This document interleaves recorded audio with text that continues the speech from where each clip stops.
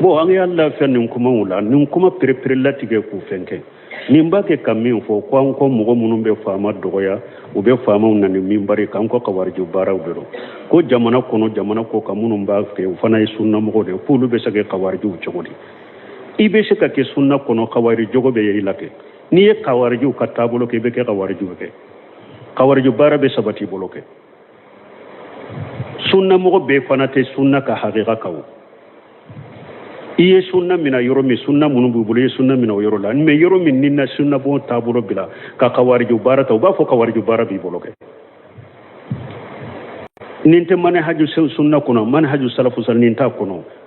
ciden ko sallallahu alaihi wasallam ciden de ko man arada anyan si haliji sultan fali ya aqujahu bi yadihi wal yaqulu bi fa in qabila minhu fajaka wa illa faqad addal alayhi ninya ciden ka disa salendo ciden de ko mugo min ni masake ni ba fe ka konnan jaki kan masake akwai kana fo kene ka bangede i kana konnan jayin fo jamala ka fo kene ka bangede akum masake minana bolo de ina kallan kolonya ikele na kele iben ne shi hani konnan jia min kaye ika kaye ikele na kele na yi ka konnan jia mina afule onya na alhamdulillah na mi ka konnan jia mina alaye min bila ika yake atoya le ka kunkoi bo ni mogo minye ni soso e tara mimbari ka ibe faman nani iba borto iba lagosi kawari ju bara bi bolati ubati bolo har ni bi dambe kata sunna ma kawari ju bara de bi bolo mogo folo jumanye ninke joko we shira tuma mi chire nye tilalike kawari ju karamo jumaye ukam mogo folo jumaye joko we shira tuma mi chire nye tilalike jama be kunka ko chire akoy matile akon nin tirali ma ke ala kama umar bin khattab kon to in kan nin kan jigi ka boka ni nyamuna faqide nto in ka faqa ciden ko nin bila uya bila tato ciden nya lajete ako yakhruju min di haja akon nin ce min fulen ninye akon nin nyugo naw be bod dia kono nin ce nyugo naw u be bod dia kono aw shebo ka sallite surunya ka sallila ka qur'ana kalante surunya ka qur'ana kalama ube bato munu ka tese ka ke ne ubole ndo silamiya kono dina kono komi niye binye kala filife na nabe so ka bona ko felay ninu na nyugo naw aha jogo we sara ciden ko mugo be bon ninu na nyugo naw be bo aye munke aye inkaru ke ciden de ka benyana aye nan karika ka benya de la umaru kumba faga yere ciden ko toy donc amme min fo nonunte sunna de kono hari na tigi sunna mo abadam bi kata sunna ma me abake kam min ken ni nyekoni ninte sunna kono ni nye kawarju de kabarai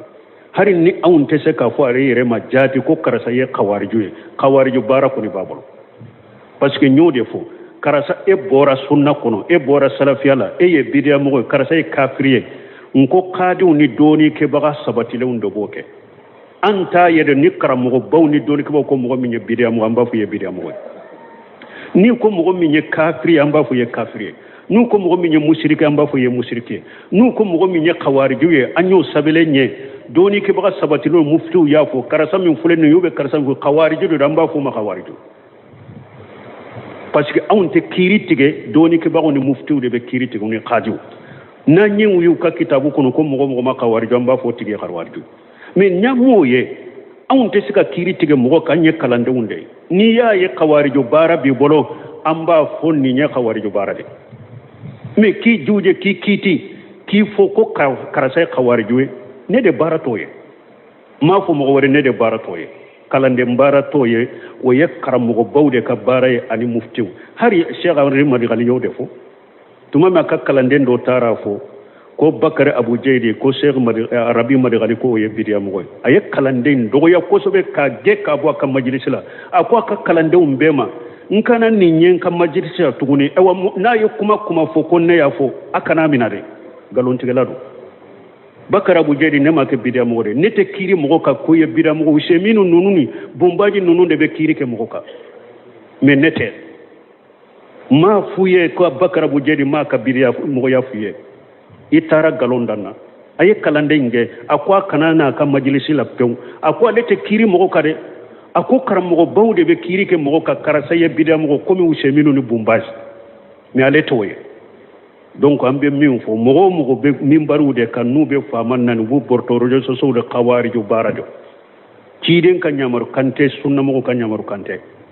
tuma min Usmana Bunafana ka manka u ko Usamata Bunjedi ma ko i tɛ taa kuma Usmana fɛ ko in na a ko ni ne bɛ taa kuma Usmana fɛ ne bɛ o saraw ma de wa ne kumana Usmana fɛ kɛlɛ n'a kɛlɛ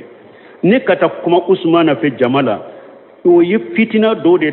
datugulen ye ne tɛ kɛ o da yɛlɛbaga ye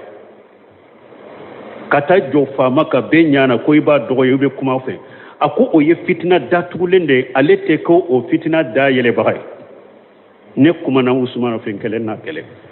wala dɔɔnikibaga kɛra cogo cogo karamɔgɔ kɛra cogo cogo ni faama ye sira bila cogo cogo an y'a fɔ sarati minnu fɔra n'u b'a dagaw y'a ka bɔ a kɔfɛ a ka bɔ yen n'o saratiw ma dafa a kɛra fasigi ye cogo cogo a kɛra tɔɲɔkɛla cogo cogo a jɛngɛnna cogo cogo n'a b'a fɛ ka kɔnɔnandiya min k'a ye a ye taa fɛ Musa yɛrɛ ka kibaruya Ala ye ko Musa ni Haruna itiya firawuna faqula lahu itiya firawuna innahu taga faqula lahu qawlan layyina Ala ko Musa ni Haruna ka i jɔ bɛɛ de kɔnɔ ka firawuna wele a ko a ye taa fɛ de min ko ale ye Ala yɛrɛ firawuna ko ale ye Ala de mais tuma min Ala bɛ Musa ni Haruna cɛ ma a ko a ye taa fɛ de a ma fɔ ka sigi kare kɔnɔ de bɛɛ de kɔnɔnaw na u ka firawuna ka kafiriya fɔ k'a wele a ko itiya a ye taa fɛ de dɔw bɛ taa hadisa dɔ fɔ ko ciden ko afdalu jihadu indallahi kalimatul haqqi inda sultanin jahir ko ciden ko jihadu ɲuman i ka tiɲɛ kuma fɔ masakɛ jɛngɛlen kɔrɔ Seku Salifu Fawjani ɲininkara nin na ko dɔw b'u ka delila kɛ ni nin ye ka inkaru kɛ faamaw ka kɛnɛ kan a ko ciden ko cogo di inda sultanin jahir taa fɛ kɛ a ko kalimatul haqqi inda sultanin jahir a ko tiɲɛ kuma de masakɛ jɛngɛlen kɔrɔ de a m'a fɔ bɛɛdenw a ko a kɔrɔ de i bɛ taa fɛ de n'i bɛ tiɲɛ kuma fɔ masakɛ taa fɔ a ye a ka biro la i kɛlɛ n'a kɛlɛ inda de fɔra inda sultani mais ciden ma fɔ i jɔ minbari kan i jɔ réseaux sociaux la i jɔ i ka jama la i sigi i ka jama la masakɛ nani a bɔrɔtɔ e min yɛrɛ ye karamɔgɔ senfulu ye o ni mɔgɔ dɔ taara a ka minbari kan k'a ye bɔrɔtɔ a ka di ye wa olu filɛ ka mɔgɔw minɛ olu m'a fɔ ko ni mɔgɔ min ye olu ta u tɔgɔ ma ka ayiwa fɛn kɛ u b'i minɛ u b'i wele juju la mun na masakɛ nanili bɛ daga u ye minbari kan aw filɛ ka ɲɔgɔn wele tribunal la aw filɛ ka ɲɔgɔn don kaso la ko parce que a ye ka tɔgɔ fɔ ou bien a ye ka parti tɔgɔ fɔ e bɛ mɔgɔ wɛrɛ tribunal la mun na aw bɛ taa jɔ ka faamaw ta u tɔgɔ ma k'u nani aw ma sɔn a ta ma mun na aw bɛ taa olu nani minbari kan tilka qismatun diza aw yɛrɛ ma tile o yɔrɔ la aw karamɔgɔ t'a fɛ mɔgɔ ka radu k'aw kan aw karamɔgɔ yɛrɛ t'a fɛ mɔgɔ k'aw tɔgɔ fɔ ka radu k'aw kan mun na aw bɛ taa faamaw ta u tɔgɔ ma k'u ka faamaya k'u tanu ka faamaya k'u nani k'u bɔrɔtɔ k'u lebu ka mɔgɔ murutu kama mun na aw b'o kɛ awa nin tɛ dagaw ye karamɔgɔ b'a kɛ kawariju baara de b'i bolo ahli sunna wal jama i bɛ sunna min kɔnɔ an b'i bila a la i bɛ sunna min kɔnɔ n'i ye sunnamɔgɔ ye sunna min bila nin na salafu taabolo a t'a kɔnɔ e yɛrɛ de ka hakilina ye nin ye i y'a ta kawariju fɛ i bɛ kawariju baara de la